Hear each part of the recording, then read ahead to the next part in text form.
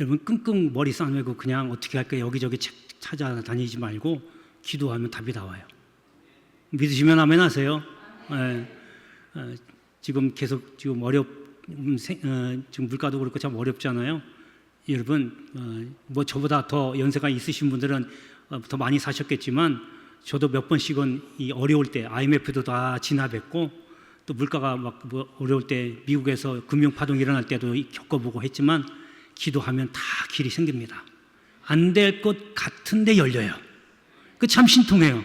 하여튼 해보면 이게 그냥 막상 아무것도 없어가지고 어떻게 할까 고민하는데 기도하다가 하나님이 하나씩 하니까 하나님께서 이렇게 될 거야. 그게 아니라 그렇게 하면 방법도 있지만 주변에 이렇게 환경이 이렇게 일들이 이렇게 하나씩 이렇게 짜맞춰 가는 거 보면 정말로 참 신통하거든요. 이거 해본 사람만이 이거 아실 거예요.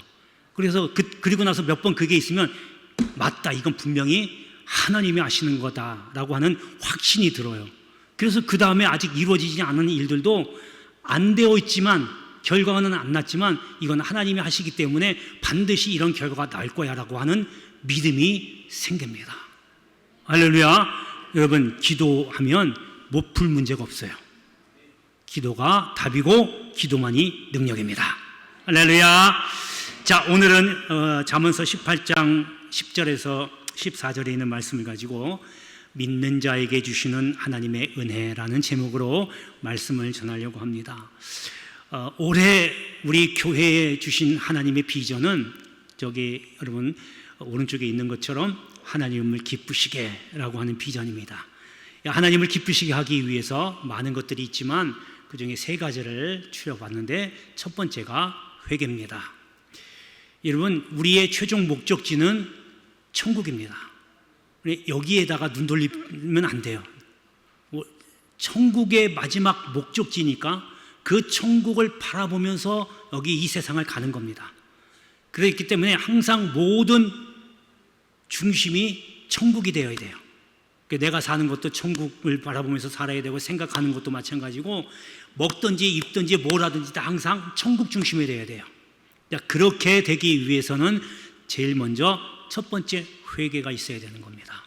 이거는 뭐 매일같이 얘기해도 수십 번, 수백 번, 수천 번을 얘기해도 질리지가 않아요. 이거 너무 강조해도 그냥 과언이 아니에요. 왜냐하면 주님이 공생이 시작하면서 제일 먼저 첫 번째 하신 말씀이 회개하라, 천국이 가까이 왔다 그러셨거든요. 그러니까 회개를 해야 천국에 들어갈 수 있는 거예요. 우리 목적이 천국이니까 당연히 회개가 있어야 돼요. 여러분 회개 안 하고는 절대로 그 누구도 못 갑니다. 대통령도 못 가요. 심지어는 UN 사무총장도 회개 안 하면 못 가요. 그렇게 중요한 겁니다. 자, 그리고 이제 두 번째가 믿음입니다. 여러분 천국은요 믿는 자만이 가는 곳이 천국입니다. 그래서 믿음이 굉장히 중요해요. 물론 회개를 하면 믿음이 제대로 들어가거든요. 회개 없는 믿음은요 잘못된 길로 가기가 쉬워요. 회개만 제대로 되면 믿음은 올바르게 성장할 수 있는 거예요. 그래서 이 믿음 때문에 천국에 가는 것을 누구보다 더 잘 아느냐 하면 누가? 마귀가 너무너무 잘 알아요. 그래서 이 마귀는요 천국을 약속받은 사람들을 주로 공격합니다. 그러니까 나는 너무 살기가 편한데 너무 잘 나가고 있는데 여러분 이미 마귀한테 붙잡히니까 그게 잘 나가는 거예요. 그래서 이 마귀가 어떻게 목표를 세우냐면 여러분들의 믿음을 빼앗는 거예요. 그래서 예배도 못 드리게 하고 예배 드려도 몸뚱어리만 나오는 거예요. 생각은 딴 데가 있는 거예요. 그래서 은혜를 못 받게 만들어요. 찬양도 안 나오고요. 생각하는 것도 세상만 생각하고 자꾸 하나님과 멀어지게 만듭니다. 그래서 막 이상하게 그 시간 딱 예배 드려야지 하고 마음을 딱 먹었는데 그 시간 되면 뭔 일이 딱 터져요. 작전기도 딱 40일 작전기도였는데 39일째는 아무 일 없다가 40일 날 딱 되면 뭔가 일이 터져서 그 시간에 기도를 못하게 만들어요. 한 번도 안 해보셔서 잘 모르실지 모르겠지만 꼭 그런 일이 터져요. 이게 뭐예요? 자꾸 믿음을 뺏기는 거예요. 여러분 다 말씀을 할 말도 다 있죠. 너무 바쁘니까 나오기 힘들죠. 몸이 아프니까 못 나올 수 있어요. 나중에 주님 오실 때 그거 가서 주님 그때는요 제가 너무 바빠가지고 너무 힘들어서 몸이 아파서 못 왔어요. 감기 걸려서. 여러분 그거 핑계 통할 것 같아요? 사람들한테는 그렇게 둘러댈지 몰라도 하나님은 그때 되면요 정확하십니다. 그러니까 여러분 신앙생활은요 바로 싸우는 거예요. 내가 교회만 왔다 갔다 하는 정도가 아니고 죽느냐 사느냐 싸우는 거예요. 천국 가느냐 못 가느냐 순간적으로 결정을 내리는 건데 여러분 이걸 등한시할 수 있어요? 전쟁터 나가면요 총 들고서 싸우잖아요. 여러분 죽느냐 사느냐 때문에 정말 목숨 걸고 싸우는 겁니다. 전쟁터 나가면. 여러분 자칫 자녀들이 저 전방에 전쟁 터져가지고 나갔다 보세요. 여러분 마음이 어떻겠어요? 죽느냐 사느냐잖아요. 어저께가 연평해제 22년 됐다고 그러더라고요. 저는 그때 2002년 한일 월드컵 때라 8강전 보느라고 지금 그 소식은 나중에 들었지만 그 상황에서 총탄이 비춰지고 자꾸 이렇게 할 때 그 자기 자녀가 자기 아들이 거기서 그 희생을 당했다고 생각해 보세요. 억장이 무너지잖아요. 거기 잘 갔다 오라고 군대 보내놨더니 죽어서 왔어요. 이거 같이 억장이 무너지는 게 어딨어요? 그러니까 그렇게 목숨을 걸고 싸우는데 우리는요 눈에 안 보인다고 그냥 그러거나 말거나 그렇게 보내거든요. 눈에 보이는 전쟁터에 가서는요 그렇게 목숨을 걸고 싸우고 눈에 보이지 않는 전쟁은요 그냥 나 몰라라고 그냥 관심이 없어요. 그냥 넘어가는 거예요. 내 영혼이 죽어가는데 내 영혼이 하나님과 멀어져서 천국에 점점 멀어지고 있는데 그 심각성을 모르는 거예요.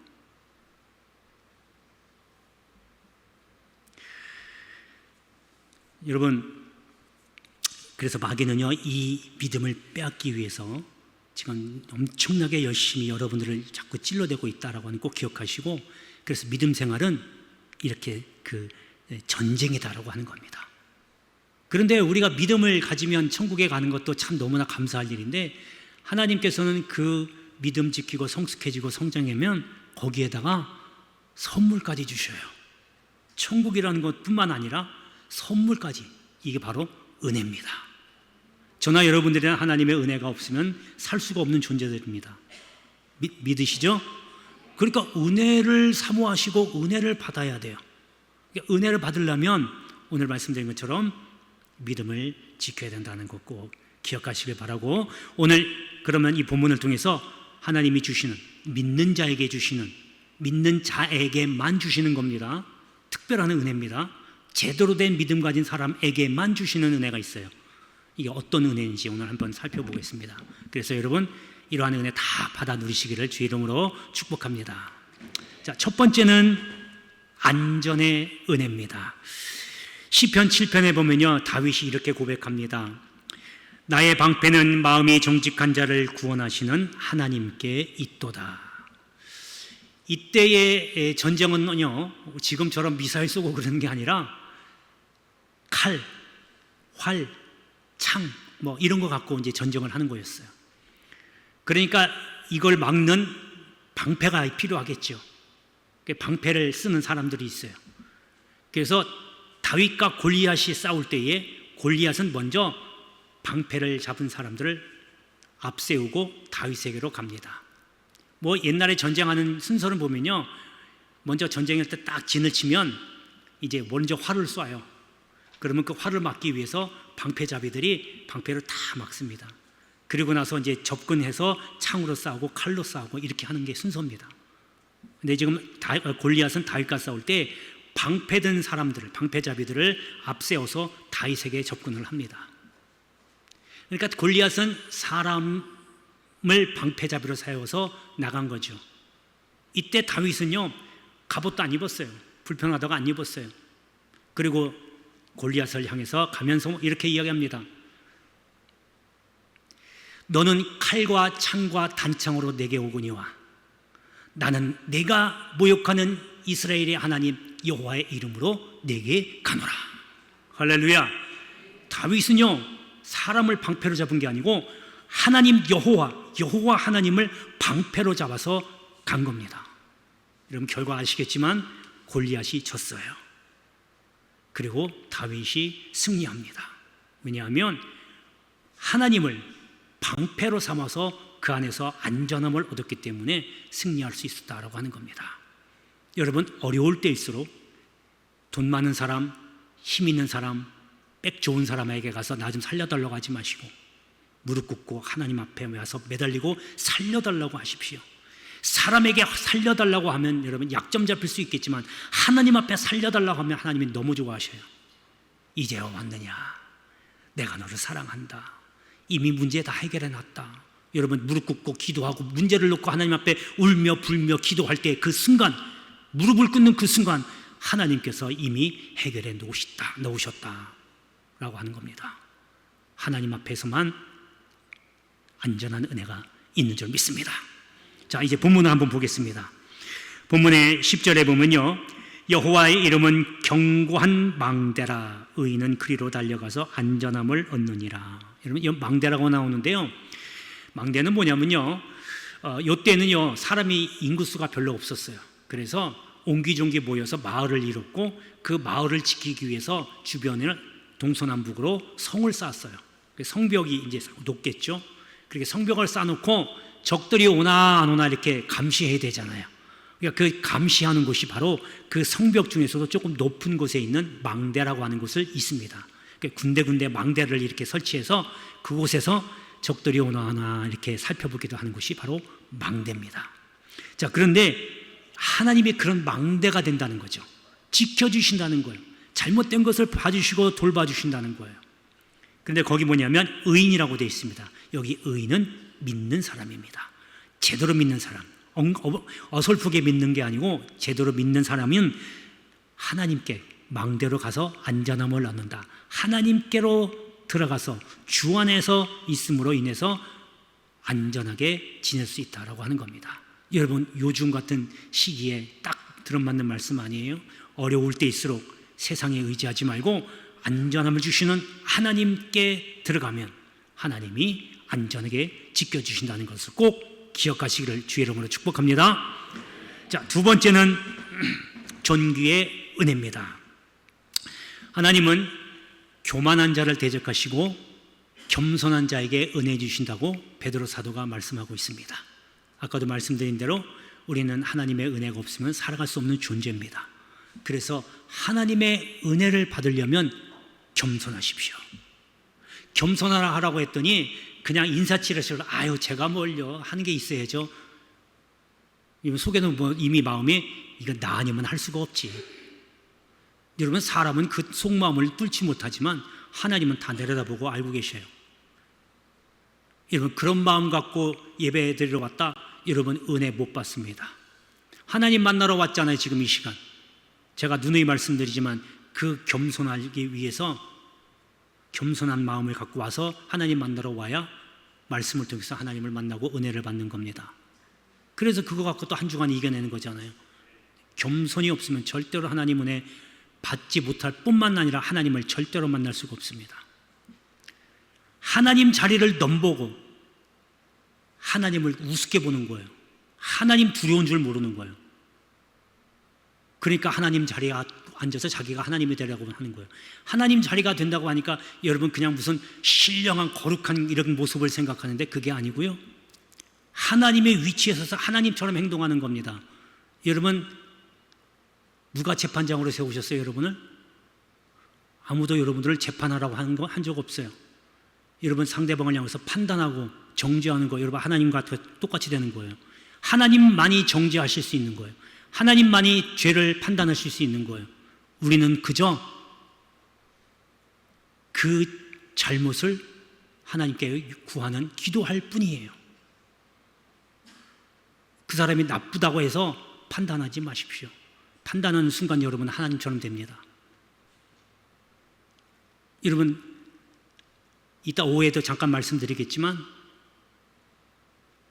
그 사람이 나쁜 성격이나 나쁘다고 해가지고 그 사람을 향해서 손가락질하고 그 사람을 향해서 보복하려고 하지 마세요. 나쁜 과일은 알아서 떨어집니다. 그게 하나님의 법칙이에요. 내가 섣불리 자르려고 하지 마세요. 자르려다가 내가 다쳐요. 가만히 내두세요. 놔두면 자기가 그냥 자연히 떨어집니다. 썩은 과일은 그렇게 떨어져요. 우리는 뭐 해야 돼요?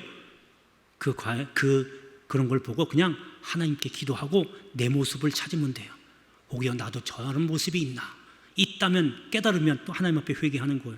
여러분, 회개는요, 아까 초반에 말씀드렸지만 날마다 아침, 점심, 저녁으로 수시로 계속해서 해야 돼요. 기도 시간만 하는 게 아니라 내가 걸어 다닐 때에 어떤 다른 사람의 모습을 보고 그 모습에 잘못된 것이 눈에 들어오거나 생각이 나거든, 나에게도 그런 모습이 있나 돌아봐야 돼요. 그럼 이 생각이 나면 가면서도 회개하셔야 돼요. 그렇게 너무너무 중요한 겁니다. 그런 자에게 겸손해질 수 있는 거예요. 겸손은요, 아무나 되는 게 아닙니다.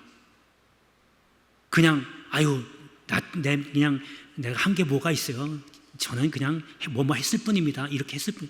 여러분, 속마음은 하나님이 아신다고 했잖아요. 그렇게 되기까지 여러분이 회개가 없으면 절대로 나아질 수 없어요. 사람들끼리는 그냥 인사치레를 할 수 있겠지만 하나님은 인사치레를 해가지고 여러분들에게 은혜 주시는 분이 아닙니다.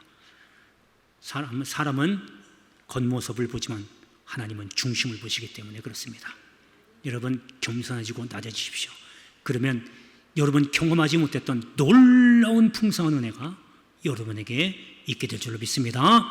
자, 이제 본문으로 보겠습니다. 12절 보면 사람의 마음의 교만은 멸망의 선봉이요 겸손은 종기의 길잡이다, 이렇게 됐습니다. 여러분, 낮춰지면요, 상대방이 예를 들어서 막 멸시하고 천대하고 깔보고 우습게 봐요. 그래도 꼭 참고 기도하고 인내하고 기다리면요, 여러분, 하나님이 그냥 대신 올려줍니다. 하나님이 올려줘야 내가 올라가는 거지, 내가 올라가려고 하면 하나님 금방 내려가 버려요. 성경에 있는 말씀 그대로입니다. 너희가 높아지고자 하면 낮아질 것이요 낮추고자 하면 높아진다고 그랬잖아요. 그러니까 여러분, 내가 높아지려고 하지 말고 내가 먼저 낮아져 보세요. 하나님이 때가 되면 올려줍니다. 그러면 사람들이 여러분들을 우러러보게 되고 존경하게 되고 이로 인해서 하나님께 영광을 돌릴 수 있게 된다는 거 꼭 기억하시길 바랍니다. 자, 마지막 믿는 자에게 주신 하나님의 은혜 세 번째는 건강의 은혜입니다. 요한 3서 1장에 보면 사도 요한이 가이오에게 편지를 보내면서 이렇게 이야기합니다. 사랑하는 자여, 내 영혼이 잘됨 같이 내가 범사가 잘되고 강건하기를 내가 간구한다. 여기 잘 보면요, 내 영혼이 잘됨 같이, 그게 영어 성경에는요 현재 진행형으로 되어 있어요. 그러니까 지금 가이오라는 사람이 현재 뭐냐면 영혼이 잘되고 있는 거예요. 그리고 나서 보니까 뭐라고 하냐면 범사는 뭐예요? 모든 일이거든요. 여러분 하는 사업, 여러분 다니는 직장, 여러분 혹시 자녀들이 다니는 학교, 아니면 어디 뭘 하든지 간에 여러분 잘 되기를 원하시잖아요. 그렇죠? 그러려면 먼저 영혼이 잘 돼야 돼요. 영혼이 잘 돼야 사업이 잘 됩니다. 내 영혼이 잘 돼야 건강도 해집니다. 내 영혼이 잘 돼야 직장에서도 인정받습니다. 그냥 무턱대고 내가 힘을 들여서 애쓰고 노력한다고 어느 정도는 되지만 한계가 있어요. 어느 정도 딱 올라서면 그걸로 끝납니다. 안 됩니다. 그리고 사도 요한이 마지막에 강건하기를 간구한다. 건강입니다. 내 영혼이 잘 돼야 건강해지죠. 여러분, 우리가 사는 세계에는요 보이지 않는 세계, 보이는 세계가 있다고 말씀드렸어요. 이 보이지 않는 세계와 보이는 세계가 지금 현재 공존하고 있다. 그런데요, 보이지 않는 세계가 보이는 세계에 영향을 줍니다. 이런 바람은 눈에 안 보이잖아요. 오늘 아침 오다 보니까 교회 앞에 있는 느티나무가 엄청 흔들리더라고요. 바람이 엄청 부는 거죠. 흔들리니까 바람이 부는 걸 알죠. 여러분, 공기도 눈에 안 보여요. 여러분이 그걸 마시고 지금 마셔야만 우리가 사는 거예요. 그러니까 뭐예요? 보이지 않는 공기가 없으면 여러분 죽는 거예요. 보이지 않는 공기가 보이는 우리 인간을 좌우지우지한다는 거예요. 보이지 않는 바람이 보이는 나무를 흔드는 거예요. 영향을 주는 거예요.